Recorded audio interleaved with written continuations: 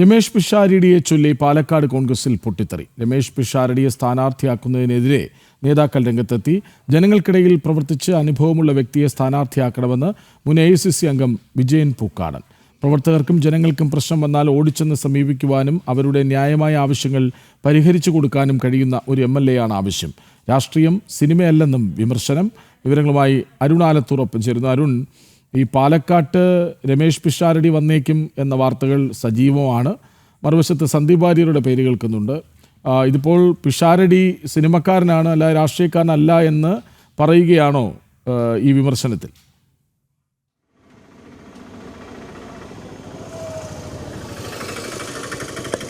തീർച്ചയായിട്ടും അത്തരത്തിൽ തന്നെയാണ്.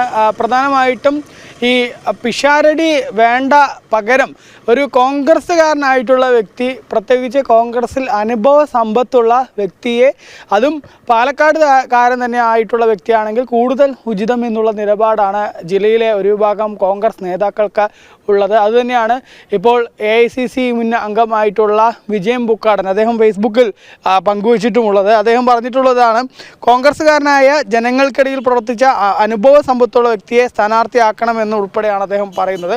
പ്രവർത്തകർക്കും ജനങ്ങൾക്കും എന്തെങ്കിലും പ്രശ്നം വന്നാൽ ചാടി ഓടിച്ചെന്ന് സമീപിക്കുവാനും അവരുടെ ന്യായമായ ആവശ്യങ്ങൾ പരിഹരിച്ചു കൊടുക്കാനും കഴിയുന്ന ഒരാളായിരിക്കണം MLA എന്നുള്ളതാണ്. രാഷ്ട്രീയം സിനിമയല്ല. മഹാനായ സിനിമാക്കാരൻ രാമു കാര്യാട്ട് തൃശ്ശൂർ പാർലമെൻറ്റ് തെരഞ്ഞെടുപ്പിൽ മത്സരിപ്പിച്ചപ്പോൾ കിട്ടിയത് വെറും 14,000 വോട്ടാണ്. അന്ന് സത്യനും പ്രേം നസീറും ഷീലയും ഒക്കെ ഉൾപ്പെടെ വലിയ രീതിയിൽ സിനിമാ താരങ്ങൾ വന്ന് അദ്ദേഹത്തിന് വേണ്ടി തെരഞ്ഞെടുപ്പ് പ്രചാരണമൊക്കെ നടത്തി. എന്നിട്ടും 10,000 ജനങ്ങൾ പങ്കെടുത്ത പരിപാടികളൊക്കെ ഉണ്ടായി, ആൾക്കൂട്ടമൊക്കെ ഉണ്ടായെങ്കിലും അദ്ദേഹത്തിന് വലിയ രീതിയിൽ വോട്ട് ലഭിക്കുന്ന സാഹചര്യം ഉണ്ടായില്ല. അതുകൊണ്ട് തന്നെ പാലക്കാട് മണ്ഡലം പിടിച്ചെടുക്കണമെങ്കിൽ കോൺഗ്രസിൽ പ്രവർത്തിച്ച് പരിചയമുള്ള പ്രവർത്തകരെ സ്ഥാനാർത്ഥിയായി നിശ്ചയിക്കണമെന്നാണ് ഈ വിജയൻ പൂക്കാടൻ പറയുന്നത്. ഈ രാഹുൽ മാങ്കൂട്ടം മുമ്പ് ജയിച്ചത്, രാഹുൽ മാങ്കൂട്ടം താഴെ നിന്നും പലതരത്തിൽ കോൺഗ്രസിൻ്റെയും യൂത്ത് കോൺഗ്രസിൻ്റെയും ഒക്കെ ചുമതലകൾ വഹിച്ചു വന്ന വ്യക്തിയാണ്. അതുകൊണ്ടാണ് ജയിക്കാൻ കഴിഞ്ഞത്. ജില്ലയിൽ നിന്ന് അല്ലെങ്കിൽ പുറത്തുനിന്ന് വരുന്നവരൊക്കെ ആണെങ്കിലും അനുഭവ സമ്പത്തുള്ള കോൺഗ്രസ്സുകാരായ ആളെ തന്നെ സ്ഥാനാർത്ഥിയാക്കണം. അതല്ലാതെ ഒരു സിനിമാക്കാരനെ പെട്ടെന്നൊരു സുപ്രഭാതത്തിൽ കൊണ്ടുവന്ന് പാലക്കാട് കൊണ്ടുവന്ന് മത്സരിപ്പിക്കുകയല്ല വേണ്ടത് എന്നുള്ളത് തന്നെയാണ് അദ്ദേഹം ഫേസ്ബുക്കിൽ പറയുന്നത്. അത്തരത്തിലുള്ള ഒരു സ്ഥാനാർത്ഥിയാണ് ഉണ്ടാകുന്നതെങ്കിൽ അത് BJPക്ക് ഗുണം ചെയ്യും എന്ന തരത്തിലുള്ള വിമർശനവും അദ്ദേഹം ഫേസ്ബുക്കിലൂടെ പങ്കുവെക്കുന്നു എന്നുള്ളതാണ്. ഏതായാലും നമുക്കറിയാം, ഈ പാലക്കാട് നിയമസഭാ മണ്ഡലത്തെ സംബന്ധിച്ചിടത്തോളം കഴിഞ്ഞ ഒരു വരുത്തിവെച്ച ഉപതെരഞ്ഞെടുപ്പ് നേരിട്ട് ഒരു MLA ലഭിച്ചു. ആ MLA ആണെങ്കിൽ നിരവധി സ്ത്രീകളുടെ ലൈംഗിക പീഡന ആരോപണ പരാതികളിൽപ്പെട്ട് കോൺഗ്രസ് പാലക്കാട്ട് ചതിച്ചു എന്നുള്ള തരത്തിലുള്ള വലിയ വിമർശനം ഉയർന്നിട്ടുള്ള ഒരു മണ്ണു കൂടെയാണ്. അതുകൊണ്ട് തന്നെ സ്വാഭാവികമായിട്ടും പാലക്കാട്ടേക്ക് മറ്റൊരു വ്യക്തിയെ കൊണ്ടുവരുമ്പോൾ അത് ആരായിരിക്കും എന്നുള്ളത് സ്വാഭാവികമായിട്ടും ഒരു ചോദ്യമായിരുന്നു. അതിൽ കോൺഗ്രസ് സന്ദീപ് വാര്യറെയും അതുപോലെ തന്നെ കണ്ണൻ ഗോപിനാഥനെയും DCC പ്രസിഡന്റ് A തങ്കപ്പനെയൊക്കെ ആയിരുന്നു ആദ്യഘട്ടത്തിൽ പരിഗണിച്ചിരുന്നത്.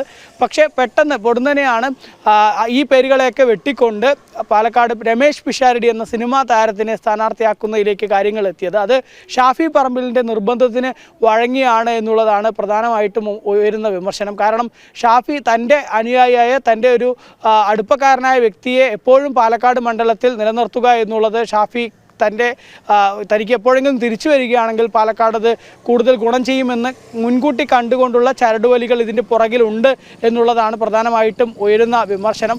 മാത്രമല്ല, ഷാഫി പറമ്പിൽ പാലക്കാട് തൻ്റെ അപ്രമാദിത്വം, അല്ലെങ്കിൽ പാലക്കാട്ടെ മണ്ണ് തൻ്റെ കയ്യിൽ നിന്നും വിട്ടുപോകാതിരിക്കുന്നതിന് വേണ്ടി പാലക്കാട്ടെ കോൺഗ്രസിനെ ഇപ്പോഴും ഷാഫി നിയന്ത്രിച്ചുകൊണ്ടേയിരിക്കുന്നു. അതിൻ്റെ ഭാഗമായിട്ട് കൂടെയാണ് ഈ രമേഷ് പിഷാരടിയെ സ്ഥാനാർത്ഥിയാക്കുന്നത് എന്നുൾപ്പെടെയുള്ള വിമർശനങ്ങൾ ഉയരുന്ന സാഹചര്യമുണ്ട്. നിരവധി നേതാക്കൾ ഈ ഷാഫി പറമ്പിൽ എപ്പോഴും പാലക്കാട്ടെ കാര്യങ്ങളിൽ കൈകടത്തുന്നു എന്ന് വിമർശിക്കുന്ന ആളുകളുണ്ട്.